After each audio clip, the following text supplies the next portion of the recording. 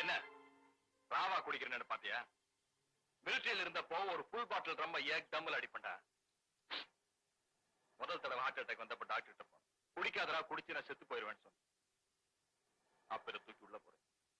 சாகிறதுக்கு பயந்தப்படி செய்யல, சாகிறதுக்கு முன்னாடி எதையாவது சாதிக்கணுமே ஆசைப்பட்ட வாழ்க்கையில உங்களை சந்திச்சு சாதிக்கிறதுக்கு ஒரு சந்தர்ப்பம் கிடைச்சிருக்கு, சந்தோஷம். இனிமே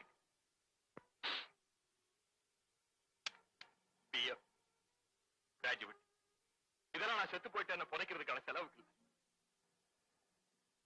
நீங்க சந்தோஷமா போதை மருந்து ஊசி போட்டுக்கிறதுக்காக நான் செத்து போயிட்டா அனாதை பணத்தை எடுக்க கார்பரேஷன்ல குட் பை.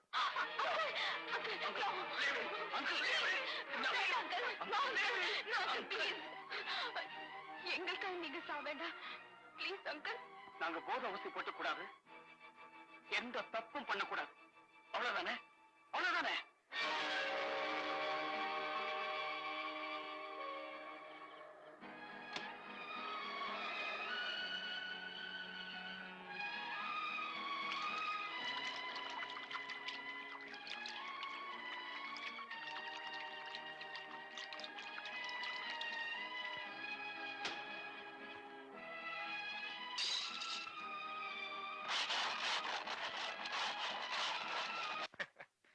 எந்த கெட்ட பழக்கம் இல்லாதனால மட்டும் ஒருத்தர் முன்னுக்கு வந்துட முடியாது. முன்னுக்கு வரணும்னா முதல்ல மனசை கட்டுப்படுத்திக்க தெரியும். இப்படி அங்கிள்? மனசுங்கிறது ஒரு திமிர் பிடிச்ச அலையிற முரட்டு குதிரை மாதிரி, அதை அடக்கிறவன் உலகத்தையே அடக்கியாடலாம். பெண்மை பத்திரிகைக்கு முதலாளி நீயா இல்ல நானா? அத முதல்ல டிசைட் பண்ணிக்க. கற்பழிப்பு, கொலை, கொள்ளை, ஆக்சிடென்ட் இதானே அந்த நாட்டுல டெய்லி நடந்துட்டு இருக்கு. பின்னாடி பக்கம் காலியா இருந்ததுன்னா பீகாரில் பஞ்சம், ஆந்திராவில் புயல்னு போடுங்க. புதுசா நியூஸ் வேணுமா? இன்று வரை எதிர்கட்சி எம்எல்ஏக்கள் கட்சி மாறவில்லை. வச்சிருங்க சார். பெண்மை பத்திரிகைக்கு ஏதாவது? பொம்பளை பத்திரிகைக்கு ஒரு பொம்பளை வந்து என்ன நியூஸ் போடுறதுன்னு என்ன கேட்டா என்ன அர்த்தம்? கேட்டா பழைய எடிட்டர் அப்பா காலத்துல இருந்து இருக்கிறேன்னு சொல்றீங்க. புதுசா போடுங்க. பெண்களும் ஆண்கள் கழுத்தில் தாலி கட்டலாம். போங்க. Good morning sir. Good morning colonel. Brigadier. Sorry, நேத்து பார்த்தது மறந்துட்டேன். ஆமா, இவங்க யாரு? மிஸ் பானுரேகா. நேத்து சொன்னேன் அப்பாயின்மெண்ட். பத்திரிகை துறையில சேரணும்னு எத்தனை வருஷமா நினைச்சிட்டு இருந்தீங்க? போன நிமிஷம் வரைக்கும் எனக்கு அந்த நினைப்பே இல்ல. வாட் மிஸ்டர் பிரிகேடியர், இந்த மாதிரி பொண்ணை கூப்பிட்டு வந்திருக்கீங்க?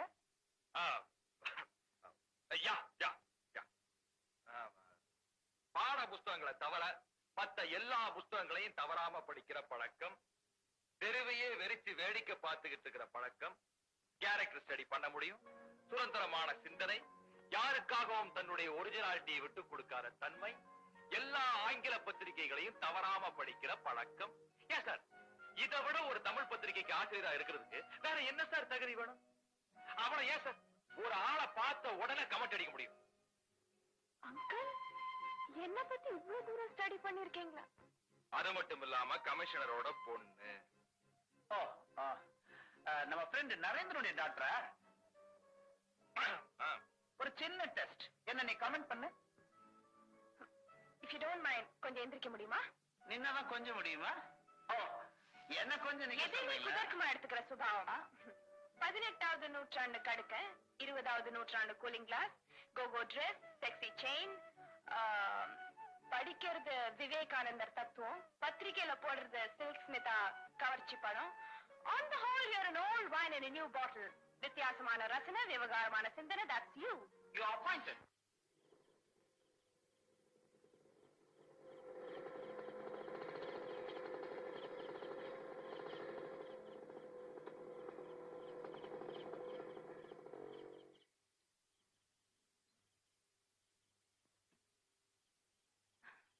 Excuse me, தப்பா எடுத்துக்காதீங்க.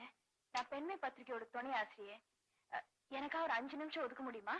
ஓகே, பட் எனக்கு யாரும் வெளியில நின்று பேசினா பிடிக்காது. உள்ள வந்து உட்காருங்க. தேங்க்யூ. Excuse me. ஷூர். வாழ்க வளர்க. இவர் உங்க புருஷன் இல்ல. இது என் முதல் பேட்டி, ராத்திரி பேட்டி. கொஞ்சம் வித்தியாசமா எடுக்கணும்னு நினைச்சிட்டு இருந்தேன். I think you are the right person. நரி முகத்துல முழிக்கிறதும் என்ன மாதிரி தொழில் பண்றவங்க முகத்துல முழிக்கிறதும் அதிர்ஷ்டம்னு சொல்லுவாங்க. வாழ்க வளர்க. இந்த தொழில் செய்யறதுக்காக என்னைக்காவது நீங்க வருத்தப்பட்டதுண்டா? ஒரே ஒரு சின்ன வருத்தம். ஆபீஸ்ல வேலை செய்யற பெண்களுக்கு வயசு ஏற ஏற சம்பளம் உயருது. என்ன மாதிரி தொழில் பண்ற பெண்களுக்கு வயசு ஏற ஏற வருமானம் குறையுது. அனுபவத்துக்கு மதிப்பில்லாத ஒரே தொழில். இதை நினைக்கும் போது மனசுக்கு ரொம்ப சங்கடமா இருக்கு. இந்த கற்பு, ஒழுக்கம், பண்பாடு இத பத்தி நீங்க என்ன நினைக்கிறீங்க? தான் மட்டும் எப்படி வேணாலும் வாழலாம், தம் பொண்டாட்டி தனக்கு மட்டுமே முந்தானை விரிக்கணும்னு ஆம்பளைங்க கண்டுபிடிச்ச வார்த்தை அது. கொஞ்சம் நெத்தியடியா இருந்தாலும் உங்க பதில் எல்லாருமே சிந்திக்க வைக்கும். அப்புறம் அரசாங்கத்துக்கு எங்க பத்திரிகை மூலமா ஏதாவது கோரிக்கை விடுக்கிறீங்களா? தேவையில்லை. யாருன்னு தெரிஞ்சுக்க ஆசைப்படுறியா? என்கிட்ட வர்ற எல்லா பெரிய மனுஷங்களுக்கும் ஒரே மூஞ்சி, ஒரே எண்ணம் தான். இந்த கூலிங் கிளாஸ், சால்வை, பின்தலை, பாய்ஸா வளர்ச்சாங்கிற வார்த்தை இத வச்சு கண்டுபிடிக்க முடிஞ்சா கண்டுபிடிச்சுக்கோ. இந்த தொழில விடணும்னு ஒரு நாளும் நீங்க நினைக்கிறது இல்லையா? நாங்க நினைச்சாலும் சில போலீஸ்காரங்க எங்களை விட மாட்டாங்க. போலீஸ்காரங்க உங்களை விட மாட்டாங்களா? ஏன்? மாமூல். மாமூல்னா? ஒரு நல்ல போலீஸ்காரரை பார்த்து கேட்க வேண்டிய கேள்வி இது. அவங்க பதில் சொல்லுவாங்க. உங்க பேட்டி நிச்சயமா வித்தியாசமான பேட்டி தான். ரொம்ப நன்றி. வரேன். வாழ்க வளர்க. கான்ஸ்டபிள், இவங்க வந்து நீங்க என்ன கேட்க போறீங்கன்னு எனக்கு நல்லா தெரியுமா? எல்லாத்தையும் நான் கேட்டுக்கிட்டு தானே இருந்தேன். அந்த வாழ்க வளர்க யாருங்கிறத பத்தி தான். ஆமா. அவரு ஏகப்பட்ட ஓட்டு வித்தியாசத்துல ஜெயிச்சவரு. இப்ப எந்த வித்தியாசமும் இல்லாம படுத்து கிடக்குறாரு. உங்களுக்கு மேற்கொண்டு ஏதாவது தகவல் தெரியணும்னா மேல இடத்துக்கு போன் பண்ணுங்க. அப்ப நான் வரேன். ஒரு நிமிஷம். மாமூல் கொடுக்காம ஓடுறான். திருடங்கிட்டே மாமூலா? இவங்க என்னாச்சு? உனக்கு என்ன அதை பத்தி? யோ, அனாதை பணம் மாதிரி போட்டு வச்சிருக்கீங்க. இந்த மாதிரி நீங்க பொறுப்பு இல்லாம இருக்கிறதுனால தான் இந்த மார்க்கெட்ல அடிக்கடி பறக்கல. நீங்க எல்லாம் என்னமா பண்ண சொல்ற? யோ, அவ ஏன் சத்தா, எப்படி சத்தா, இதெல்லாம் விசாரிக்க மாட்டீங்களா? இதெல்லாம் விட்டுட்டு என்ன என்ன பண்ணாலும் கேக்குறியே. இதை நான் பத்திரிக்கையில எழுதி உங்களை ரெண்டு ஒண்ணு பாக்கல.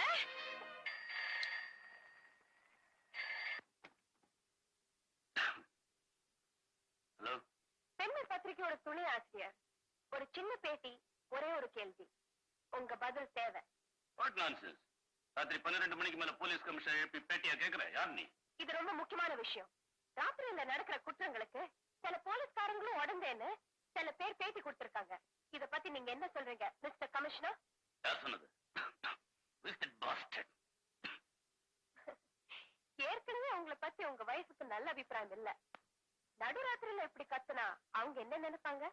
ஓ, நீயா? பானு,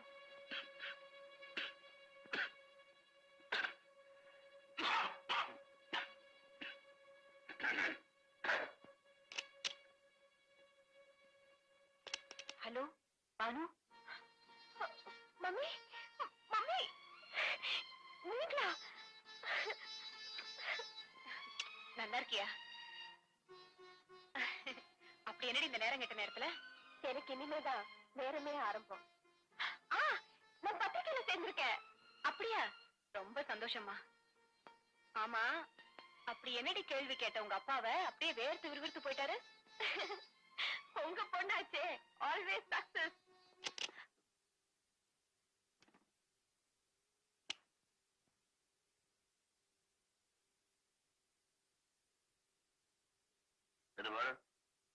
கொலைகாரங்களுக்கு அடுத்தபடியா நான் இருக்கிறது பத்திரிகைக்காரங்களை தான்.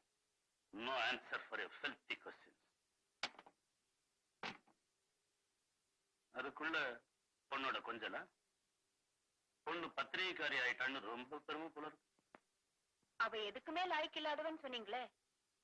உங்களை நடுராத்திரியில எழுப்பி கேள்வி கேட்கிற அளவுக்கு தயாராயிட்டால, அத நினைச்சு உண்மையிலேயே எனக்கு பூரிப்புதான். பசங்களுக்கு விவரம் புரிஞ்சிச்சுன்னு ஒத்துக்க முடியல. என்ன போய் என்னங்க ஒண்ணுமுனுக்குற? ஒண்ணுமில்ல. என் டிபார்ட்மெண்ட பத்தி கேள்வி கேட்க ஆரம்பிச்ச யாரையும் இதுவரைக்கும் நான் விட்டு வச்சதில்ல, விட்டு வைக்க மாட்டேன். Mind you. இந்த பொண்ணு எப்படின்னா அந்த தருதலை எப்படியா